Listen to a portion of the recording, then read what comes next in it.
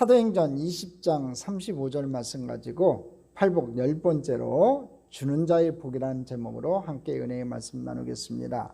오늘 본문 말씀은요, 이 사도 바울이 3년 동안 사역했던 이 에베소 교회를 떠나기 전에 이 마지막 설교의 메시지입니다.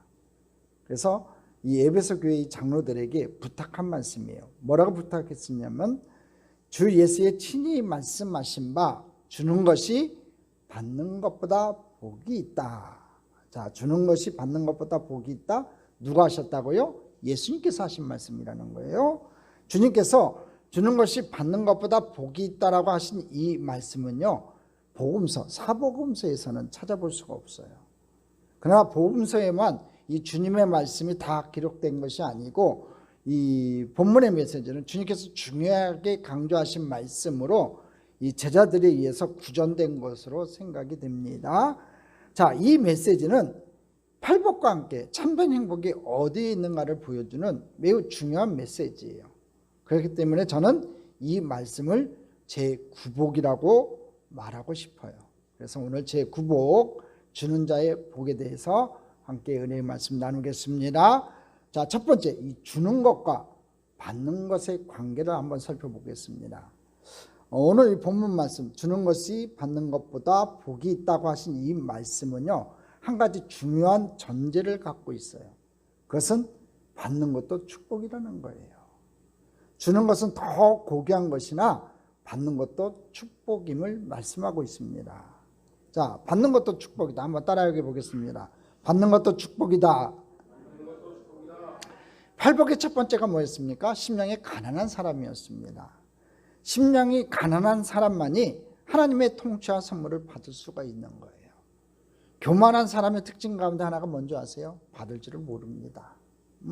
이런 사람은요, 하나님도 거절하는 거예요. 자신의 부족을 깨닫는 사람들만이 하나님의 은혜를 수용할 줄 안다는 겁니다. 나아가서는 받는 것을 체험하지 못한 사람은요, 줄 줄도 몰라요. 사랑은 받은 사람만이 주도록 되어 있다는 거예요. 어린 시절에 사랑을 받고 자란 사람이요, 장성에서도 이 사랑을 줄 줄 알아요. 이는 그가 사랑을 받아보았기 때문에 받는 즐거움과 행복을 알고 있으므로 이 행복이 다른 사람들에게도 필요한 것을 알고 주게 되는 거예요. 그러므로 받는 것도 축복이에요, 여러분.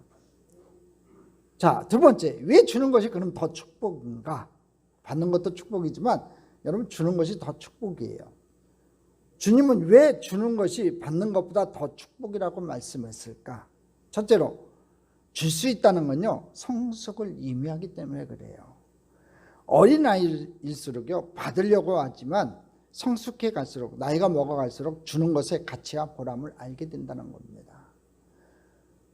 만일 어떤 사람이 나이가 들어서도 줄 줄을 모른다면요, 그는 심리학자들이 말하는 일종의 유아기적 고착에 빠진 사람이에요.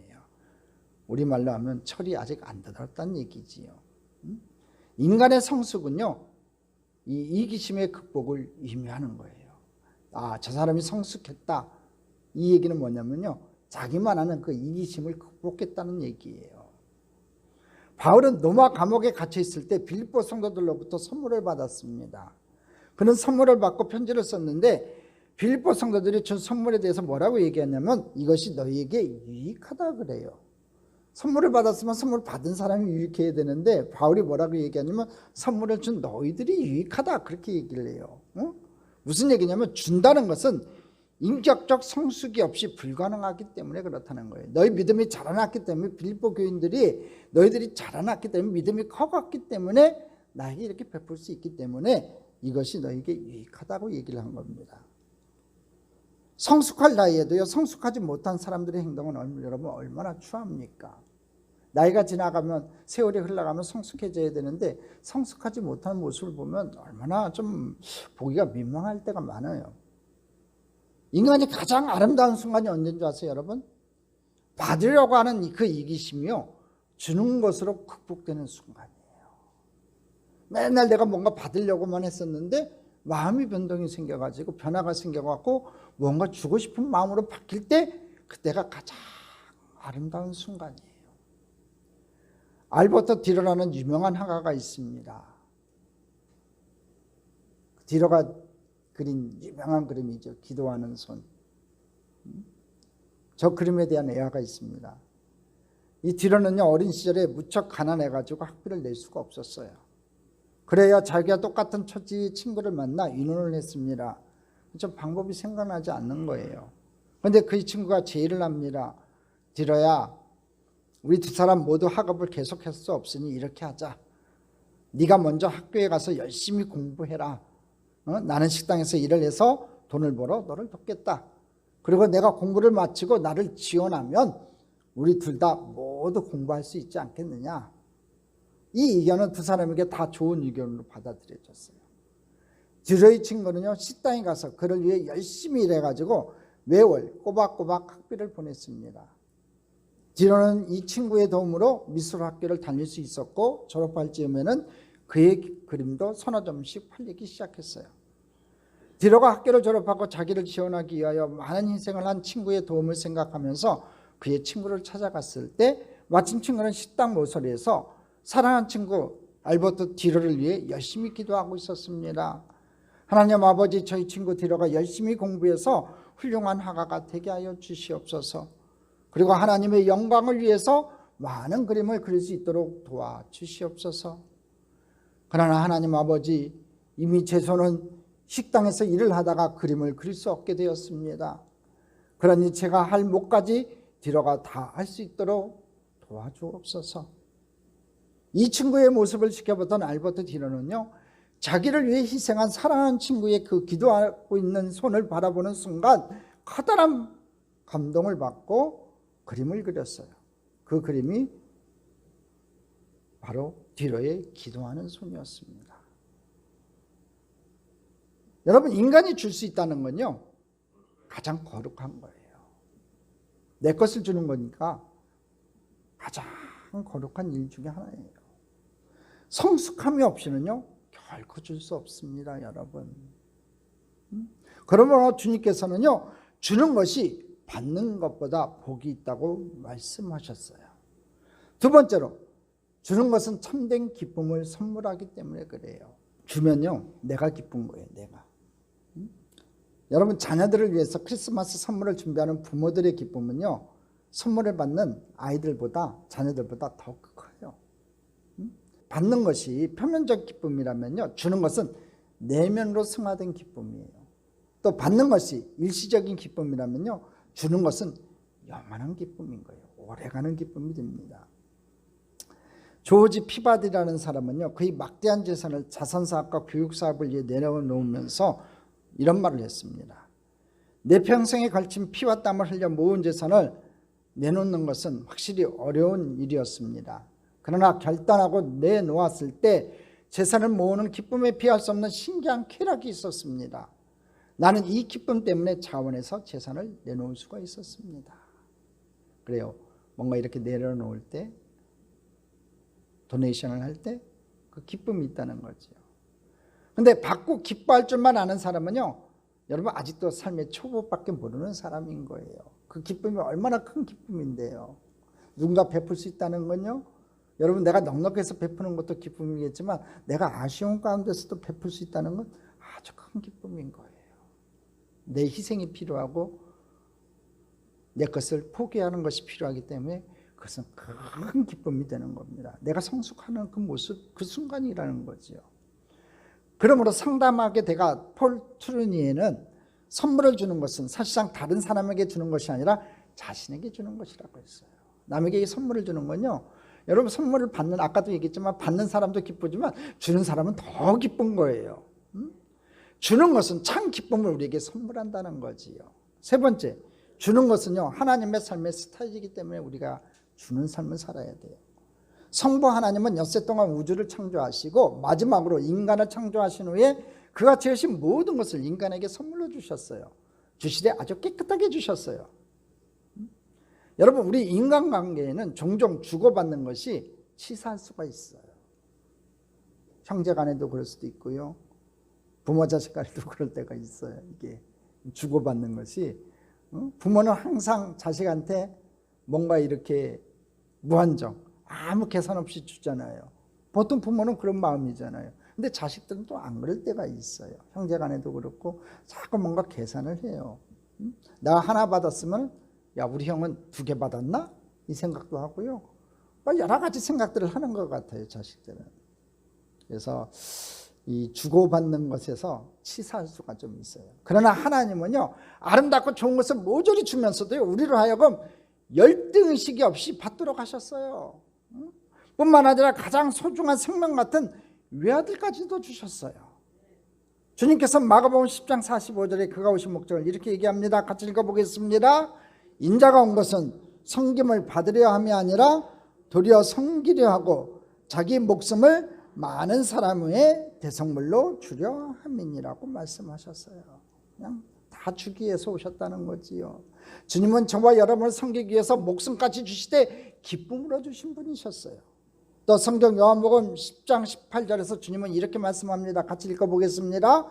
이를 내게서 빼앗는 자가 있는 것이 아니라 내가 스스로 버리노라. 누가 빼앗아서 주는 게 아니라 내가 스스로 준다는 거예요.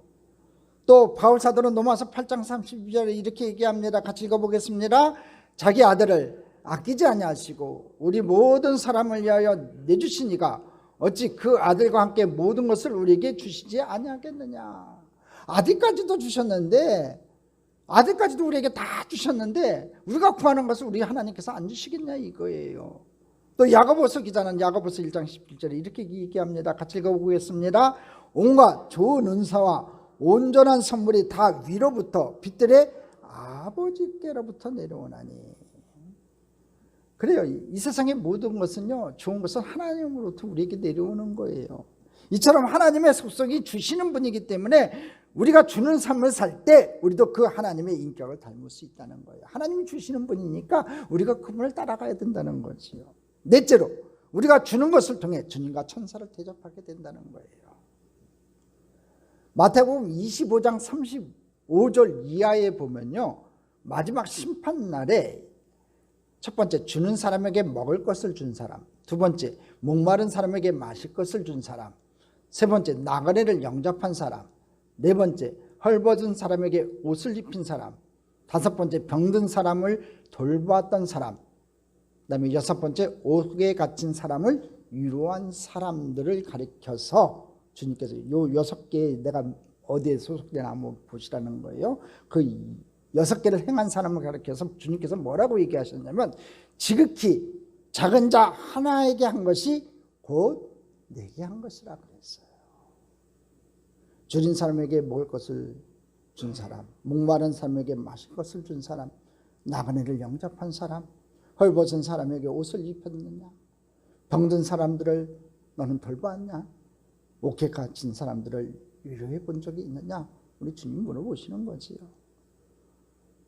이렇게 적은 자에게, 힘든 자에게 한 것이 곧 내게 한 것이라고 우리 주님 말씀하세요. 또한 성경은 히브리서 13장 1절로 2절에 이렇게 말씀합니다. 같이 읽어보겠습니다. 형제 사랑하기를 계속하고 손님 대접하기를 잊지 말라. 이로써 부지중 청사들을 대접한 이들이 있었느니라. 형제 사랑하기를 계속하고 손님 대접하기를 잊지 말래요. 그래서 이로써 부지중 천사들을 대접한 사람들이 있다는 거죠. 우리가 동방박사 하면은 3사람만 있다고 생각을 하잖아요. 근데 이 교회 야사에 보면요, 동방박사가 4사람으로 돼 있어요. 그래서 저 이제 책도 나왔어요. 동방박사 4번째 동방박사 이야기 해갖고 저 책도 나왔어요. 자, 이 4번째 박사는요, 주님께 드릴 유약품을 가지고 있었어요. 그는 사막을 지나다가 병들어 신음하는 환자를 발견하고 그대로 지나칠 수가 없었습니다. 그래서 그는 새 박사를 먼저 보내고 그 환자를 간호하기 시작했습니다. 그는 환자를 그늘질 바위 곁으로 데려다 누이고 자기의 식량과 유약품을 사용해서 정성껏 간호했어요. 여러 날이 지나자 이 환자가 소생했습니다. 그런데 환자가 소생했을 때는요, 이미 주님께 드리려고 준비했던 유약품을 다 써버린 후였어요. 그리고 그는 피곤해서 더 이상 앞을 향해 나아갈 수가 없었습니다. 그래서 4번째 박사는 환자 곁에 엎드려서 주님께 기도하기 시작합니다. 사랑하는 주님, 저는 메시아 되신 주님의 탄생을 경배하기 위하여 유약품을 가지고 왔습니다. 그러나 저는 제 곁에 있는 이 아픈 사람을 그냥 지나칠 수가 없어서 이 사람을 위하여 이 아픔을 다 써버렸습니다. 그리고 이제 길을 안내하는 사람도 없고 몸도 피곤하여 거기까지 갈 수가 없습니다. 그러나 주님, 제가 주님을 사랑하며 주님이 이 땅에 오신 놀라운 사실을 마음을 다하여 환영하고 경배하는 제 마음을 알아주시기 바랍니다. 이렇게 그가 기도를 마쳤을 때 그의 곁에서 신음하던 환자는 놀랍게도 주님의 모습으로 앉아 있었습니다. 이 이야기는요, 의미심장합니다. 이것은 성경의 교훈을 잘 나타내 줍니다. 우리 주변에 지극히 작은 자에게 한 것이 곧 주님께 한 것임을 우리에게 가르쳐주고 있습니다. 우리 사랑하는 성도 여러분, 여러분 주위에 힘들고 어려운 사람이 있습니까? 그들을 향해서 여러분의 손길이 다가갈 수 있었으면 좋겠습니다. 다섯째로, 주님은 주고 베푸는 사람을 쓰세요. 성경을 보면요, 주님이 제일 싫어했던 사람들이 있습니다. 서기관과 바리새인들이었어요.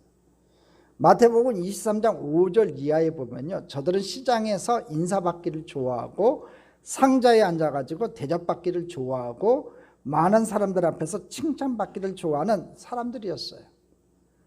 주님은 저들은 받기를 좋아하는 사람들이라고 말씀하셨죠. 그들은 받으려고만 하였지 주는 덕을, 주는 은혜를 알지 못했어요. 주님은 이 교훈의 결론으로 뭐라고 얘기했냐면요, 너희 중에 큰 자는 너희를 섬기는 자가 되어야 한다고 말씀하셨어요.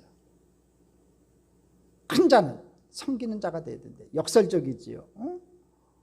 큰 자는, 강한 자는 밑에 사람을 지배해야 된다, 이렇게 얘기해야 되는데 주님은 뭐라고 얘기하셨냐면 너희 중에 큰 자가 되고 싶은 사람은 너희를 섬기는 자가 되어야 된다고 했어요. 섬기는 자가 큰 자가 된다는 거지요. 세상은 힘으로 통치하는 강력한 지도자를 추앙합니다. 그러나 하나님의 쓰시는 하나님 나라의 지도자는요, 사랑으로 섬기는 사람들이어야 한다고 가르치고 있는 거예요. 나라도 마찬가지입니다. 우리 대통령이야 모든 위정자들이 깨달을 게 하나가 있어요. 그게 뭐냐면요, 힘으로 다스리는 게 아니에요.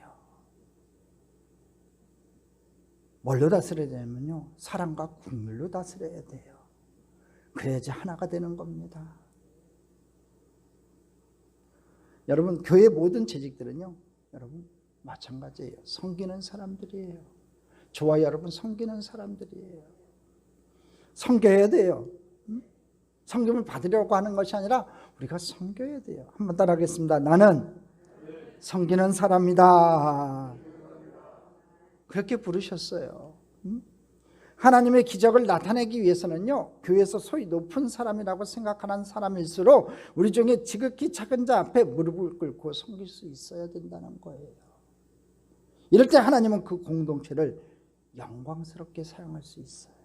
우리 참 좋은 교회가 그렇게 됐으면 좋겠습니다. 늘 제 마음에 어떤 마음이 있냐면 나는 큰 모습이다 생각하고 있어요. 우리 참 좋은 교회를 섬기는 큰 모습이다. 우리 장로님들은 작은 모습인 거고, 우리 권사님들 또 그 밑에 재직들은 또 그냥 모습인 거고, 그렇게 생각하고 교회를 섬길 때 이 교회가 아름다운 교회가 되는 거예요. 할렐루야. 저는 여러분들을 위해서 기도로 섬기고 있어요. 매일같이 일어나면 여러분들 이름을 부르며 기도하고 있어요. 여러분의 가정이 화평하기를 원하고 자녀들이 잘 되기를 원하고 여러분들이 건강하기를 원해요. 여러분도 마찬가지입니다. 몸과 마음을 다해서 하나님을 섬기듯이 몸된 교회를 섬겨갖고 이웃들을 섬겨갈 수 있는 귀한 믿음의 사람 되기를 주님의 이름으로 축복합니다.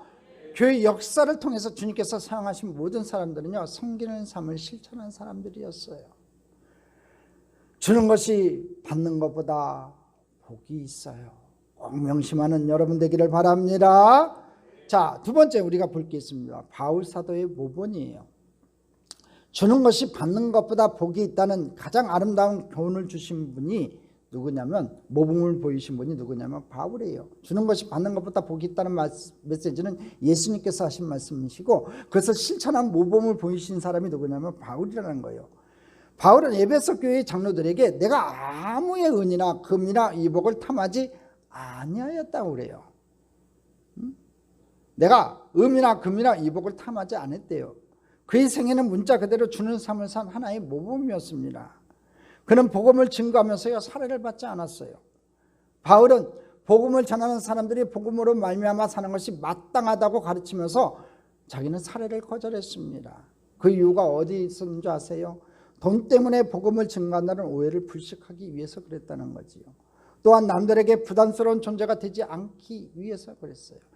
바울 사도가 전도한 지역은 이방인 지역이었습니다.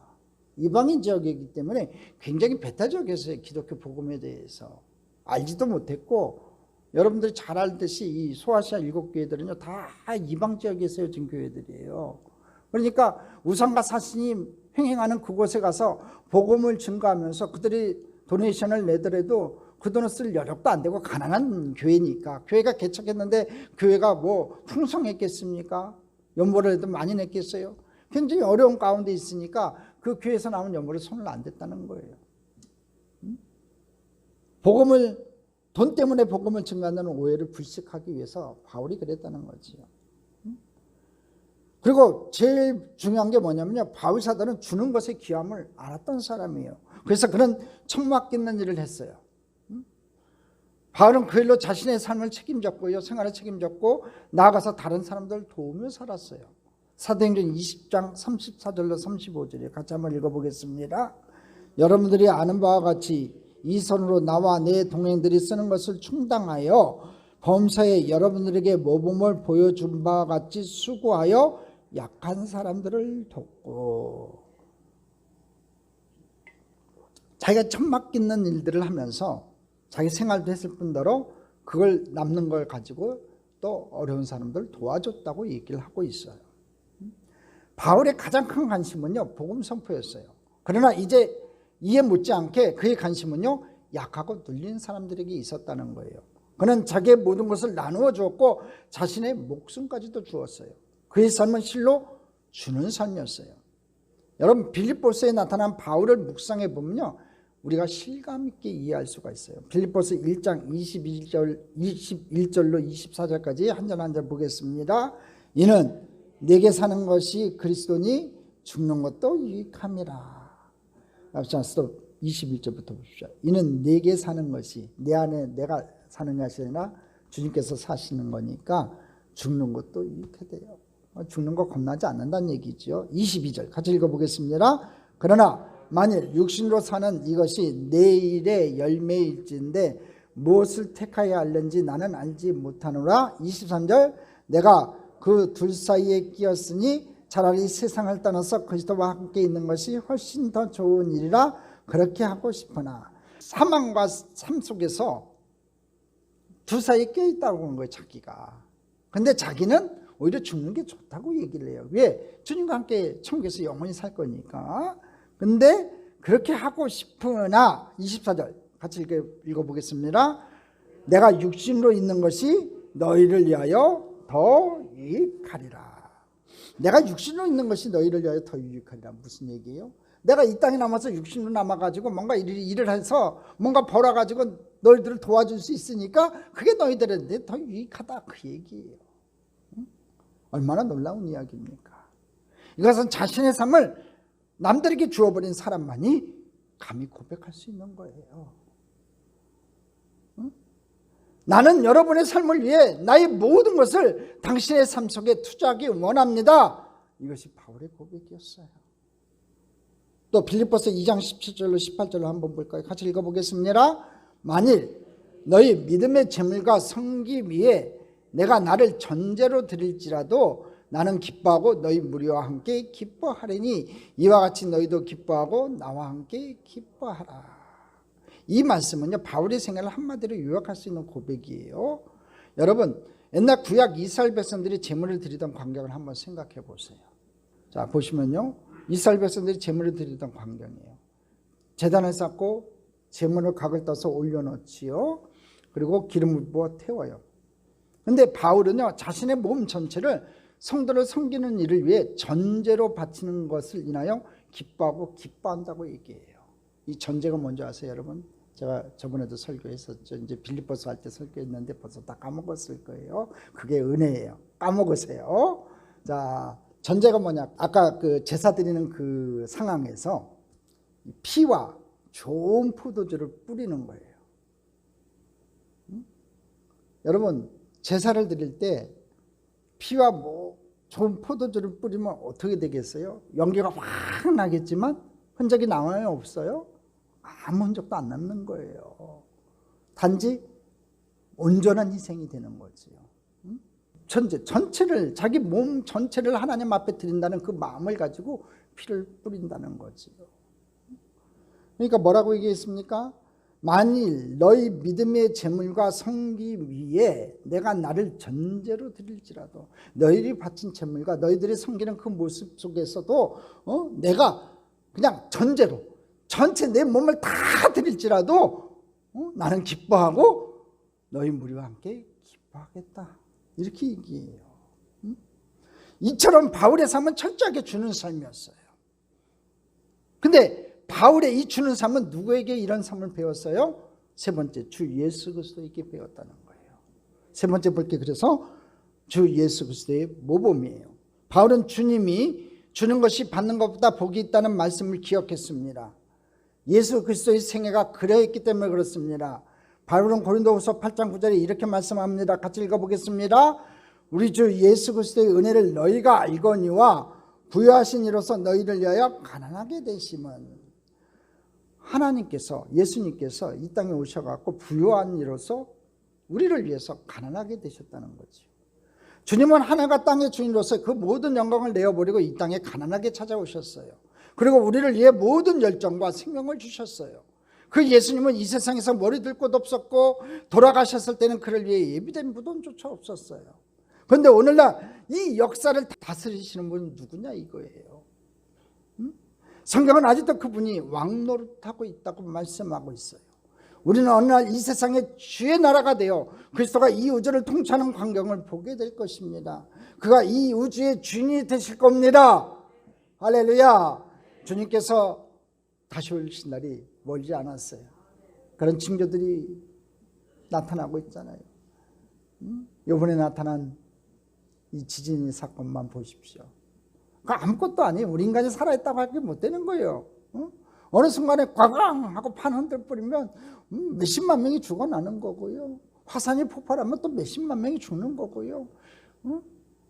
또 기근이 다가오면요 수백만 명이 죽어가는 거예요. 우리 인간의 힘으로 할 수 없는 부분들인 거예요, 그게.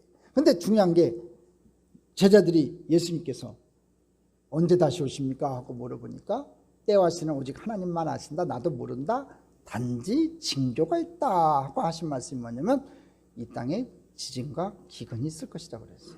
전쟁이 나타날 것이라고 했어요. 여러분, 그런 것들이 지금 도처에 나타나는 것을 보면은 주님 오실 때가 가까우고 있구나, 우리가 알아야 돼요.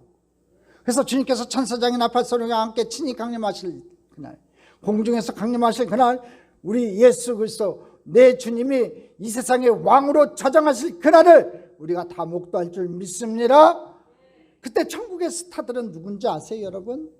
그들은 주님을 위해서 목배임을 당한 영혼들이에요. 목숨까지 주를 위해 드리던 사람들은요 천국에서 가장 놀라운 대접을 받으며 주님과 함께 왕노릇할 것이에요. 주는 사람들, 그들을 주님께서는 영원롭게 하실 거예요. 네 번째, 그럼 어떻게 줄 수 있습니까? 우리는 말씀을 통해 특별히 두 가지의 도전을 받아야 돼요. 첫째는 선교와 구제에 대한 교회의 책임이에요. 우리는 선교를 위해서, 구제를 위해서 참으로 주는 교회여야 돼요. 선교는 주는 것입니다. 베푸는 겁니다.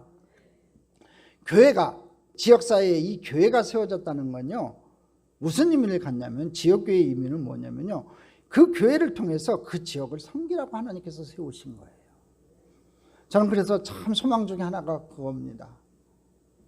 우리 교회를 통해서 진짜 어렵고 힘든 사람들을 좀 도와줬으면 좋겠어요. 재정이 좀 여유가 생겨가지고 첫 번째는 저는 이 구제하는 교회를 만들어 갔으면 좋겠어요. 지금도 아직도 굶주리고 있는 많은 사람들이 있고요. 길 잃고 방황하는 많은 사람들이 있어요.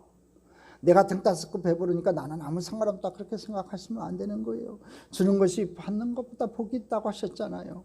그러니까 저와 여러분 오늘 이 시간 내가 복받은 자가 된다는 것은 결국에 주는 삶, 이 교회를 통해서 베푸고 나눠주는 귀한 축복의 우리 성도님들이 되고 우리 교회가 되기를 주님의 이름으로 간절히 축복합니다. 자, 두 번째, 우리가 주어야 할 많은 것 중에 가장 중요한 것이 하나가 있어요. 그게 뭐냐면 예수 그리스도를 제공해야 돼요. 사도행전 3장 6절에 보면요, 베드로는 성전 민문에 앉아있던 안진뱅에게 이렇게 얘기합니다.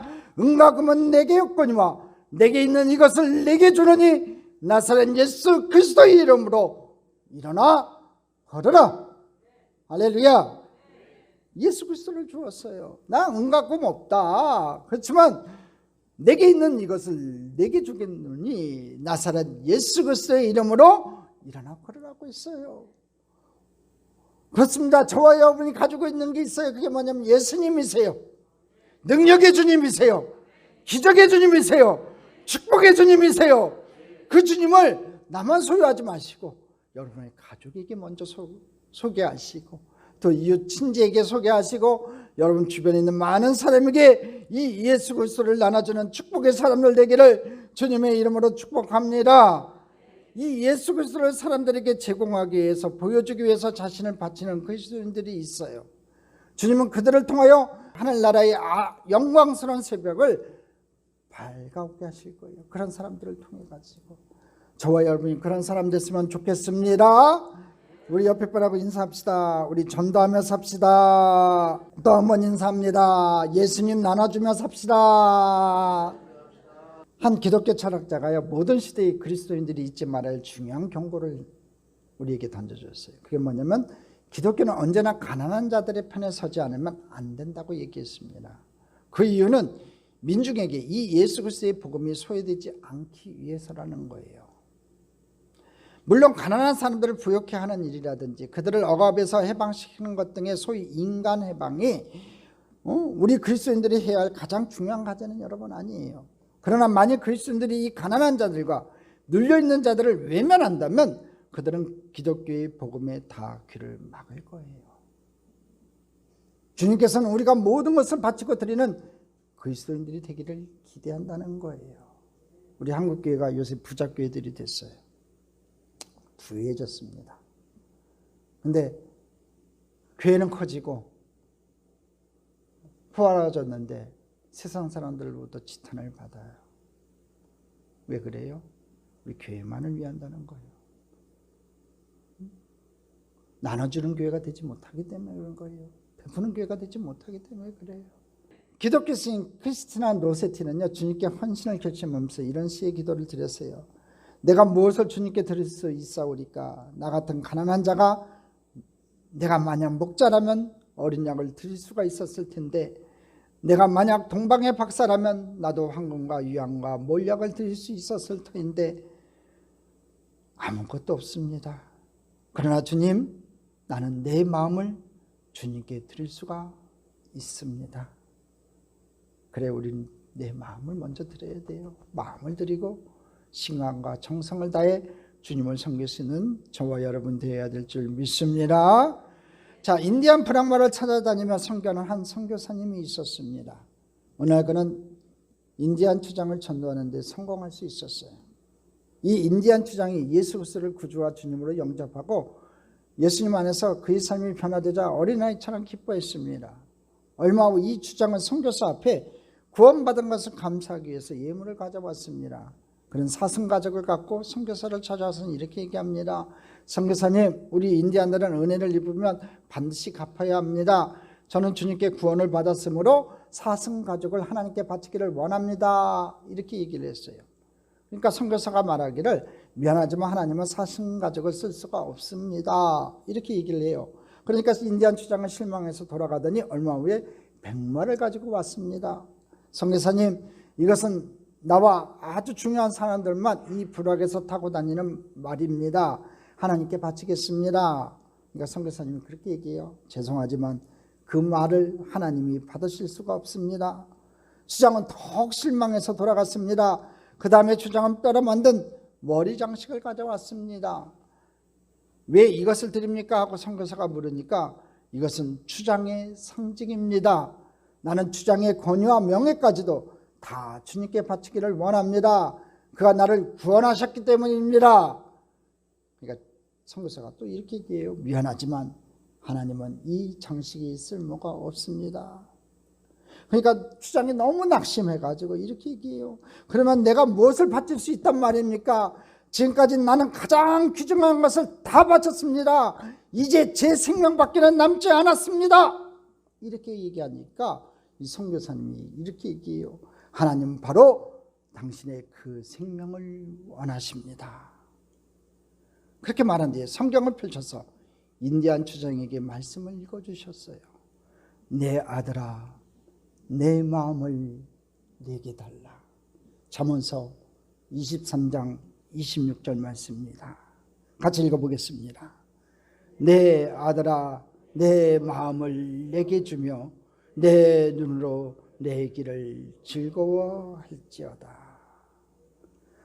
내 아들아, 내 마음을 내게 달라고 하십니다. 오늘 이 귀한 복된 주일에 저와 여러분의 마음을 사랑하는 주님께 드리는 귀한 축복의 귀한 날이 되시기를, 그 축복이 있으시기를 주님의 이름으로 축복합니다. 축복합니다. 축복합니다.